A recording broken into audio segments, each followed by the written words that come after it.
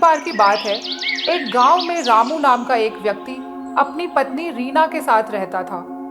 रामू पास के ही जंगल से पक्षियों का शिकार करके लाता था, जिससे उसकी पत्नी उसे हमेशा समझाया करती थी। देखो जी, आप कोई काम सीख लो। आखिर कब तक इन पक्षियों को मार कर लाओगे? अगर कोई काम करोगे तो हम लोग कभी भी भूखे नहीं रहेंगे, लेकिन इस शिकार का क्या भरोसा? आज मिल रहा है तो कल नहीं भी मिलेगा, तब तो हमें भूखे ही रहना पड़ेगा। देखो रीना, मुझे काम करना पसंद नहीं है। जब हमारा पेट शिकार करके ही भर जाता है तो काम करने की क्या जरूरत है। अब जाओ, तुम आराम करो, मैं तो चला शिकार करने। रामू जी, आप मेरी बातें मान लीजिए और शिकार करना छोड़ दीजिए। लेकिन रामू अपनी पत्नी की बातें अनसुना कर दिया और जाल लेकर जंगल की ओर निकल पड़ा। हाँ, यह पेड़ सबसे बड़ा है, यहाँ पर दूर दूर की पक्षियां आती होगी, ये सही है। मैं यहीं पर अपना जाल बिछा देता हूँ। रामू ने अपना जाल उसके नीचे बिछा दिया और उस जाल पर कुछ दाने डाल देता है। उसके बाद शिकारी वहां से चला जाता है।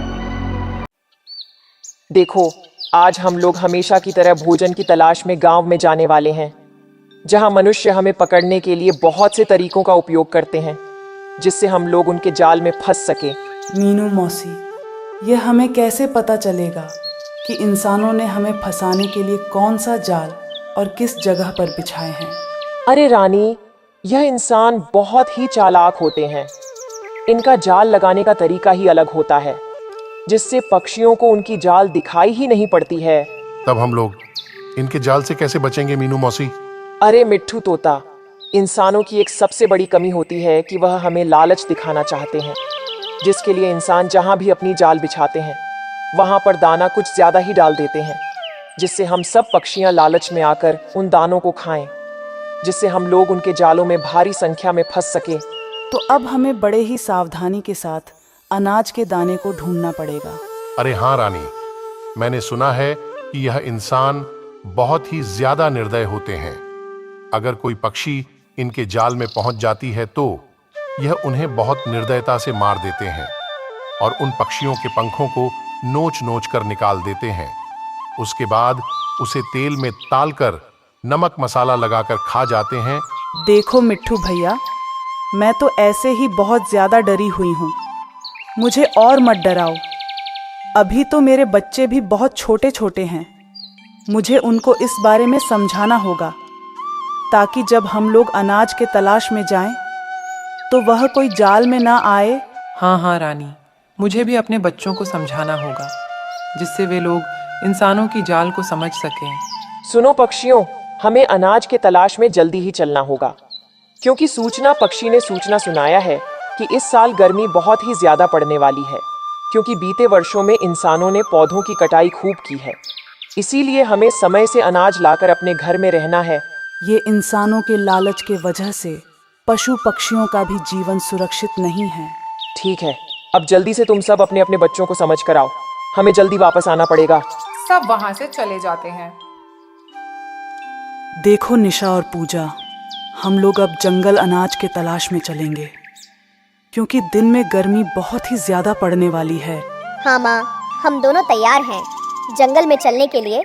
लेकिन एक बात का ध्यान रखना, उड़ते समय बिना मुझसे पूछे नीचे मत उतरना, खासकर जहाँ ज्यादा अनाज दिखे वहाँ तो बिल्कुल भी नहीं।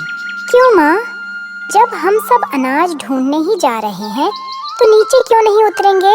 मेरी प्यारी बिटिया रानी, मुझसे पूछे बगैर उतरोगी तो वहाँ पर तुम्हारे शिकारी मौसा जी जाल लगाए होंगे, जिसमें तुम दोनों प्यार से जाकर फंस जाओगे और शिकारी बड़े ही प्यार से तुम्हें पकड़कर मिर्च मसाला लगाकर खा जाएंगे। अरे बाप रे, मैं तो इस बारे में सोची ही नहीं थी। तो अब सोच ले पूजा, नहीं तो शिकारी के पेट में सोचना पड़ेगा। हाँ हाँ, अब तुम दोनों चुप हो जाओ और चलो, सब इंतजार कर रहे होंगे। मेरी प्यारी बेटी नेहा, अब हम लोगों को भोजन के तलाश में चलना है। ठीक है माँ, चलिए, मुझे अब भूख भी लग रही है। हाँ नेहा, चलो, मैं तुम्हें ढेर सारा अनाज खिलाऊंगी, लेकिन मेरी एक बात का ध्यान रखना होगा। वह कौन सी बात का ध्यान माँ? यही कि रास्ते में अगर तुम्हें ज्यादा अनाज के दाने दिखे तो उसकी लालच में नहीं आना होगा, और मुझसे बिना पूछे किसी भी अनजान जगह पर नहीं उतरना होगा। ठीक है माँ, मैं आपकी बातों को ध्यान में रखूंगी। सभी पक्षी अनाज लाने के लिए एकत्रित हो जाते हैं। अब हमें चलना चाहिए क्योंकि धूप बढ़ता ही जाएगा। हाँ मीनू मौसी, चलिए। सभी पक्षियां वहां से चल देती हैं। कालू कौवा अपने घोंसले में मस्ती कर रहा था। तभी उसकी पत्नी सुंदरी कवि बोली, अरे कालू जी, सोते ही रहोगे या भोजन के तलाश में भी जाओगे? क्या आपको सूचना पक्षी की बातें याद नहीं है? मुझे सब याद है सुंदरी, तू टेंशन ना ले। तेरा कालू बहुत चालाक है, 2 मिनट में भोजन का व्यवस्था कर देगा।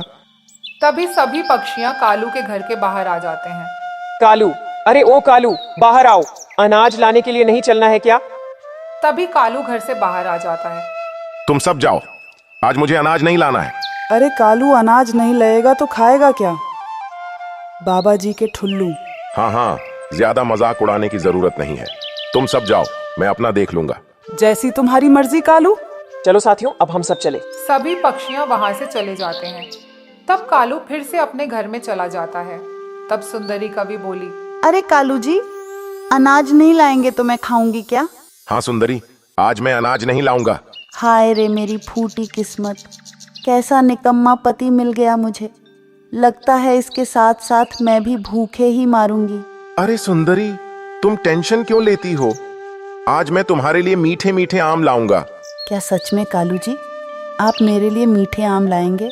हाँ सुंदरी, मैं एक पेड़ पर बहुत ही सुंदर सुंदर मीठे आम देखा हूँ। तो जाइए ना जल्दी, पूरे 1 साल हो गए हैं मुझे आम खाए हुए। अरे हाँ सुंदरी, मैं अभी जाता हूँ। उधर सभी पक्षी अनाज के तलाश में घूम रहे थे। तभी निशा और पूजा को नीचे अनाज के दाने देखे, जिसे खाने के लिए वे दोनों नीचे उतर जाती हैं। अरे निशा, माँ से तो हमने पूछा ही नहीं, क्या उन्हें यह अनाज के दाने नहीं दिखे? सुन पूजा, शायद माँ को यह दाने नहीं दिखे होंगे। जल्दी जल्दी खा ले और कुछ दाने माँ के लिए भी लेकर चलेंगे, जिससे माँ भी खुश हो जाएगी।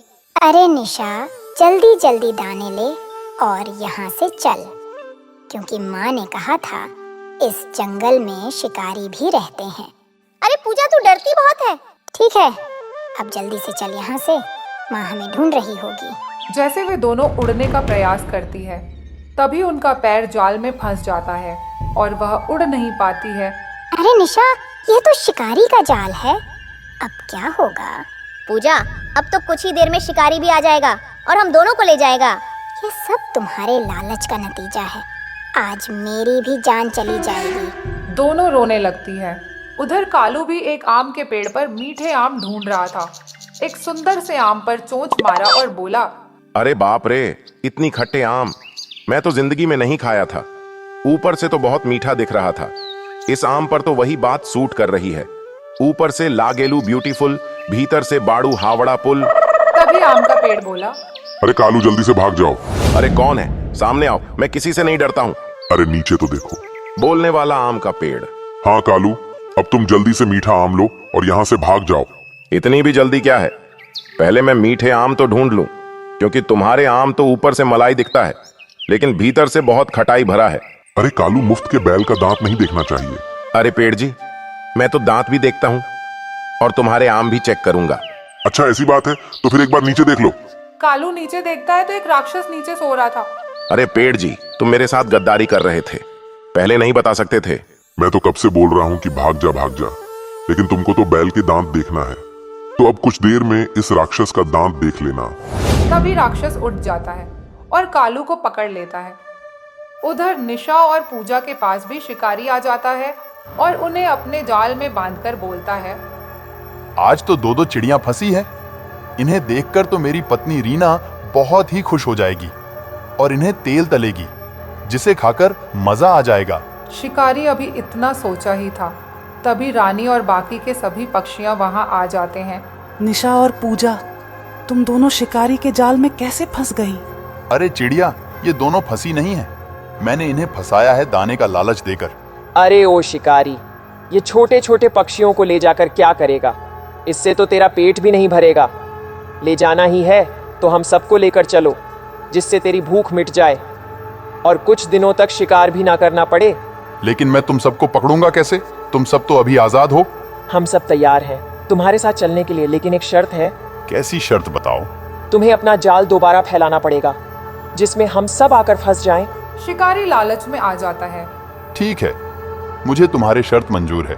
मैं अभी यह जाल दोबारा फैला देता हूँ। शिकारी उसको फिर से फैला देता है, जिसका फायदा रानी चिड़िया उठा लेती है।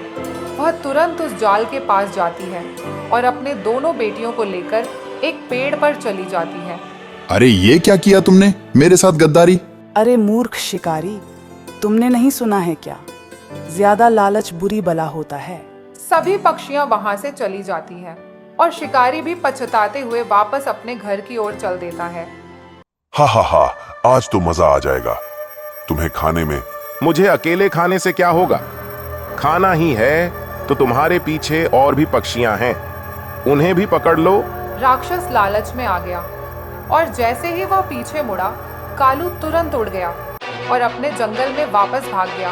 क्यों राक्षस, ज्यादा शिकार के चक्कर में हाथ में आया कौवा भी भाग गया ना, और फिर से भूखे ही सो जाओ। ये कालू कौवा तो मेरे साथ धोखा कर दिया, अगली बार आया तो छोड़ूंगा नहीं।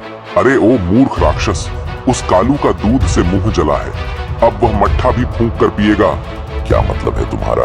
अब वह दोबारा आने वाला नहीं है, क्योंकि वह तुम्हें उल्लू बनाकर भाग गया। अब तुम ज्यादा मत बोलो और मेरे लिए कोई दूसरा शिकार फंसाओ। राक्षस उदास होकर फिर से सो जाता है। कहानी अच्छी हो तो वीडियो को लाइक करें, चैनल को सब्सक्राइब करें और इसका अगला पार्ट देखने के लिए कमेंट में पार्ट 2 लिखें।